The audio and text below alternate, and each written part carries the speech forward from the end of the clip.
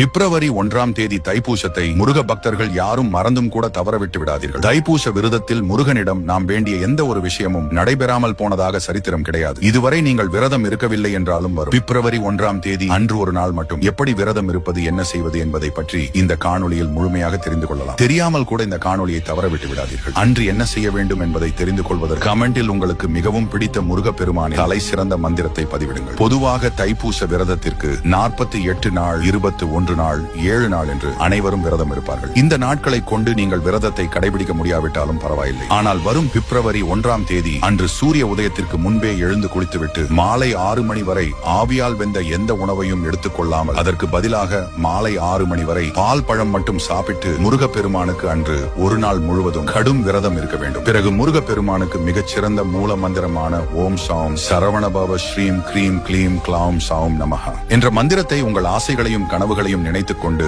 அது நிச்சயமாக நடக்கும் என்று நம்பிக்கையோடு இந்த மந்திரத்தை 108 முறை சொல்லி முருகப்பெருமானிடம் மனதார வேண்டிக் கொள்ளுங்கள். பிறகு அன்று மாலை முருகப்பெருமானுக்கு நெய் வைத்தியமாக வைத்த சர்க்கரை பொங்கல், வடை, பாயாசம் போன்றவற்றை உங்கள் வீட்டில் முருகன் வடிவில் குழந்தைகள் இருந்தால் அவர்களுக்கு ஊட்டிவிட்டு நீங்கள் அதை உட்கொண்டு விரதத்தை முடித்துக் கொள்ள வேண்டும். மிக நம்பிக்கையுடன் இந்த விரதத்தை தொடங்குங்கள். நிச்சயம் நீங்கள் நினைச்சது அனைத்தும் வெற்றியில் முடியும். உடனடியாக இந்த புனித தகவலை அனைவருக்கும் பகிருங்கள். ஒரு நல்ல விஷயத்தை அனைவரும் தெரிந்து கொள்ளட்டும்.